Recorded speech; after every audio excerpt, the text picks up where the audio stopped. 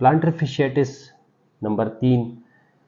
Planter fasciitis की treatment जो है वो ऑब्वियसली आप वो fasciitis का मतलब है कि फेशिया के अंदर कोई इन्फ्लेमेशन हुई हुई है,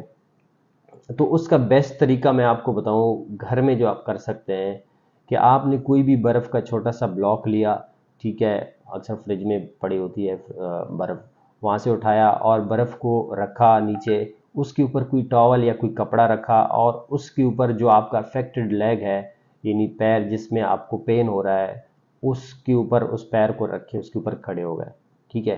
तो 15 से 20 मिनट तक आप जो है इसके ऊपर खड़े रहेंगे। अब इसके बीच में एक टॉवल होगा तो आपके पैर में ठंडक आएगी, इतनी ज़्यादा नहीं कि आपको पैर को जलना शुरू हो जाएगा, लेकिन ये है कि उसमें